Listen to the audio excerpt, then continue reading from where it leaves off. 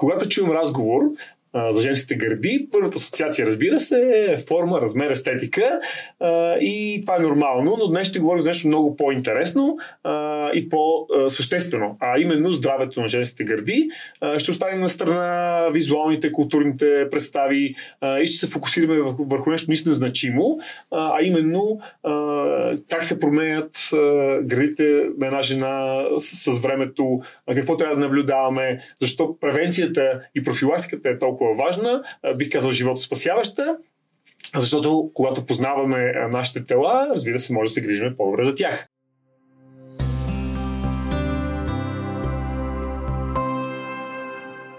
Добре дошли в подкаста на Лонгерия, мястото, където говорим за здравето, по начин, по който може да го приложим не утре, не някой друг път, а днес. Тук каним лекари и практици, които превеждат сложните медицински термини на човешки език и ни помагат да намерим място в ежедневието си за нашето собствено здраве. Здравейте, аз съм Алекс и ръководя технологичния екип, който разработва софтуерните решения, свързани с нашата мисия тук в Лонгерия, а именно здравето и превенцията. В момента съм може би по-известен като Алекс от Игри на волята, но днеска съм водещ на подкаста в ролята на най-вече на баща на 5 дъщери. И днес съм поканил един специален гост, с когото ще си говорим точно за това, как да предпазим гърдите ни от най-коварната болест на нашия век, какво да наблюдаваме, кога да търсим лекар, превенцията, която може да спаси животи. И разбира се, наш гост е доктор Карамитев. Здравейте, доктор Карамитев. Ще правя кратко представяне. Доктор Карамитев е специалист по образна диагностика, има мамолог с над 10 години опит. Професионалният път е посветен на съвременната диагностика и лечение на рака на гърдата при жени и мъже. Занимава се с всички изследвания, свързани с диагностика, патологията на млечните жези, ямара, мамография, контраст, усилена мамография, томосинтеза, ехография и 3D ехография. Надявам се, казвам тези неща правилно и коректно. Преминал е много конгреси, научни събития, практически курсове, както в България, така и в чужбина, като професионален опит включва работа в област за диагностика, онкогинекологията и спешната медицина в болници в България, Италия, Англия и Уелс. По време на пандемията COVID-19 е лекар-доброволец на първа линия в Англия, за което получава лични благодарности от NHS. Работил в редица престижни болници, сред които Rutherford Cancer Center, Princess Royal University Hospital in London, Peninsula Hospital Plymouth. Добре дошъл, доктор Карамитев. Благодаря. Много ми е приятно да бъда твой гост. Преди да започнем да влезем детайли на темата, нека да ми споделите как стигнете до мамология, как стигнете до тази кауза, има ли нещо лично, какво ви въведе в тази тема? Много ти благодаря за въпроса. Всъщност, при мен борбата с рака на гърда е нещо много лично. Тоест, аз го приемам като нещо много лично.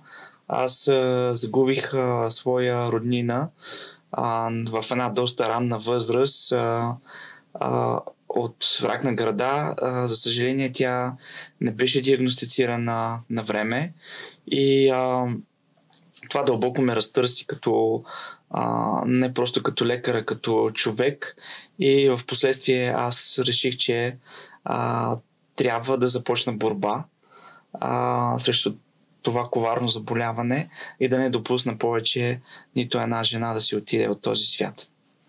Да, то е интересно в този контекст. Статистиката, която аз извадих, нека да цитирам част от нея. Ракът на гърдата е най-често диагностицирания рак при жените в световен мащаб, не само в България. Точно така. 97% от случаите, открит в ранен стадий на гърдата, са лечими. Това е 97%. Да. За съжаление обаче, в България само 12% от диагностицираните случаи са в ранен етап. Пагубна статистика за България. За съжаление. И жените под 40 имат по-лоша прогноза в много случаи, тъй като заболяването при тях често е по-агресивно и се диагностицира по-късно. Точно така. Тази статистика, доктора, е страшно тревожна. Особено в нашата държава. Може ли да обясните какво точно е рака на гърдата? Така простичко. За съжаление, статистиката е доста страшна за България и единствено от нас самите зависи да обърнем нещата. Аз ще се опитам да обясня какво представлява рака на гърда по един така доста обикновен начин. Всъщност, ракът на гърда, както и другите онкологични заболявания, представлява едно неконтролируемо деление на клетки, в случая в гърдата. Обикновено започва в дуктусите или в оболите на гърдата и тогава все още той е неинвазивен, инсито. Когато обаче имаме разпространение в околните тъкани, имаме разпространение в лимфните възли, тогава той става инвазивен. Тогава има инвазивна компонента. Това обяснение звучеше малко сложничко за мен. Вие в Лонгевия се фокусирате върху превенцията. Да започнем с нещо просто. Обяснете какво трябва да направи какви са първите стъпки към тази превенция от тази коварна болест? Най-обикновеното нещо, което може да направи всяка една жена, още в къщи, това е самопрегледа. Той може да бъде извършен по различни начини. Най-удобно е, когато жената е под душ и когато всъщност тя се чувства спокойна. Най-важното е жената да опипа всяка една част от гърдата си и да не изпуска нито една зона от гърдата. Добре, значи става ясно, че е просто и лесно да се започне от някъде, т.е. собствената профилактика и опознаване на гърдите. Добре, но все пак има и профилактика с лекари и диагностика. Повечето хора като мен са заети, отлагат, чакаме да се разболеме преди да отидем на лекар. Какво препоръчвате и какво да се направи, как да се мотивират жените, за да отидат на профилактика? Какво представлява един преглед? Препоръчайте нещо. Искам дебело да подчертая, че прегледът при нас е абсолютно безболезнен. Не причинява никакъв дискомфорт. Важно е пациента да се чувства спокоен, когато дойде при нас. Прегледът започва отново с палпация, т.е. това, което пациента прави в къщи, но този път това се извършва от специалист и е свързано с нашата експертиза. Оттам вече решаваме какво образно изследване да се направи след физикалният преглед. Добре, а кога препоръчвате една жена да започне, да се обърне към специалист? Има ли възрастови граници, регуларност? Като цяло да поясниме всяка една жена да може да прецени за себе си време? Скринингът за рак на гърда започва от 40 годишна възраст. Но естествено, когато говорим за пациентки, които имат фамилна обремененост, майка, баба с рак на гърда или с гинекологични карциноми, както и пациентки, които имат генетични мутации, при тях прегледите за рак на гърда трябва да започнат още от 25 годишна възраст. Гайдлайните са различни. Добре, говорейки за история, мутации, тук няма как да не спомена, преди няколко години шумя случай с Анджелина Джоли. Тя направи така доста сериозна интервенция или не знам как да го нареча, профилактична мастектомия. Премахване на гърдите, разбира се. И това е защото е намерила генетична мутация, която общо дето я гарантирало, че ще се разболя от тази страшна болест. Вие как бихте коментирали тази случка? Всъщност това, че се случи това нещо с Анджелина Джоли, накара стотици жени по света да се поинтересуват от генетичните изследвания, свързани с рака на гърда, защото действително актрисата имаше BRCA1 мутация, която е свързана с много висок процент от развитие на рак на гърда. Аз на моите пациентки винаги обяснявам колко са важни генетичните изследвания.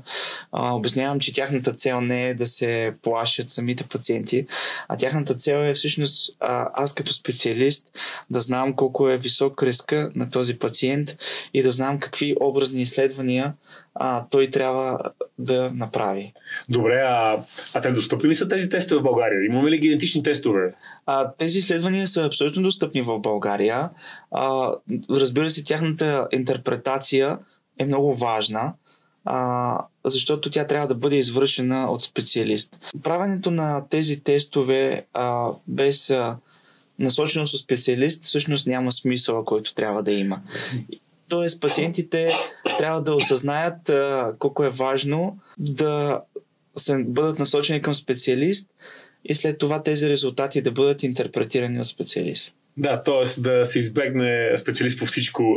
Точно така. Българския менталитет, в който правя си тест и аз вече знам всичко, анализирам, аз съм доктор. В днешно време с ChatGPT няма какво да говоря за доктор Карамите. Копи-пейст и каквото ми каже чата, това правим. Това е стандартна практика за всичко, не само. За всичко, От джанти за кола до тестове за генетични тестове за рак.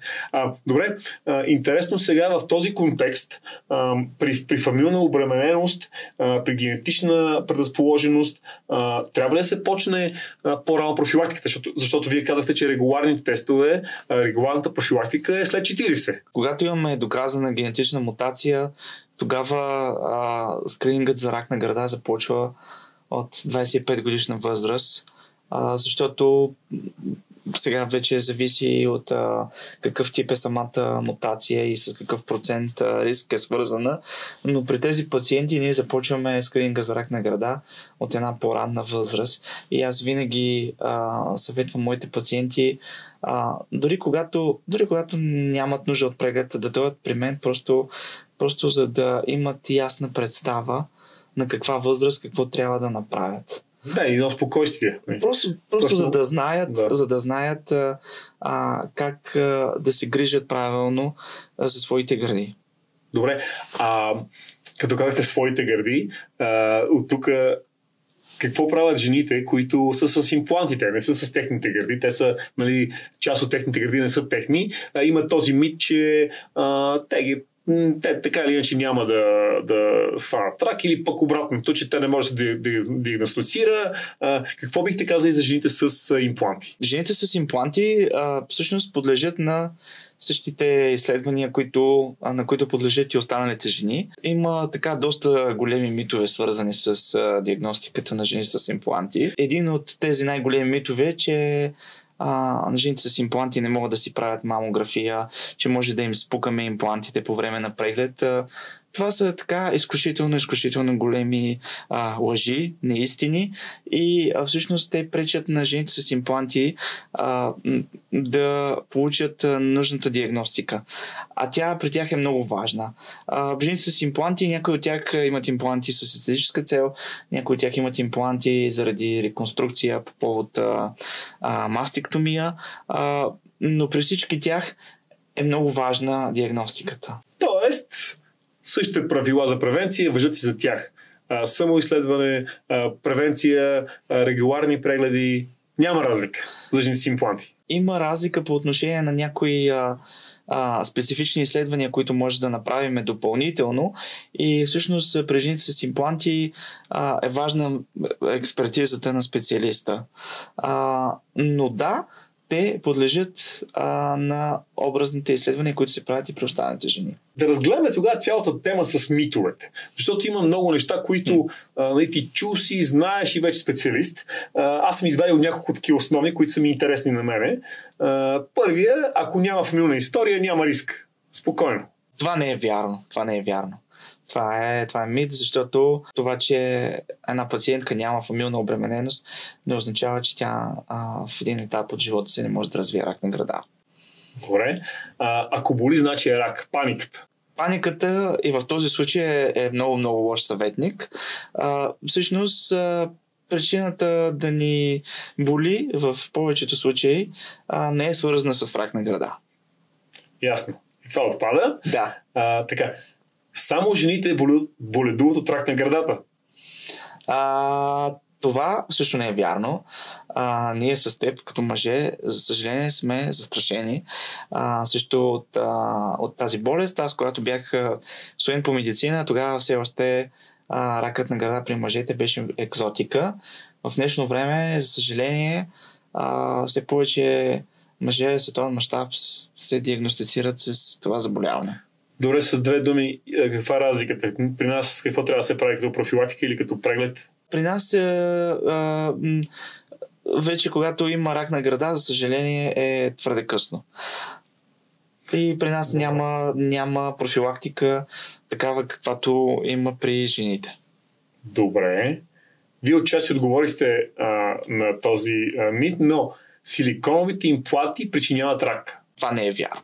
Това не е вярно, не е доказано по никакъв начин. Добре. Дезодорантите и сутиените повишават риска от рак на гърдата. Ето това вече наистина така винаги ме разсмива и съм забелязал, че доста пациентки, когато дойдат на преглед при мен, ме питат какъв сутиен да носят. И аз винаги така гледам с насмешка на всичко това, защото наистина това е голям мит. Дезодоранти, сутиени, бельо. Виждам, че наистина се разпространява доста упорито, щом тези пациентки продължават да ми задават тези въпроси. Значи свобода в тази сфера. Добре, профилактиката е нужна само след 40. По принцип, скрининга за рак на гърда започва на 40 годишна възраст.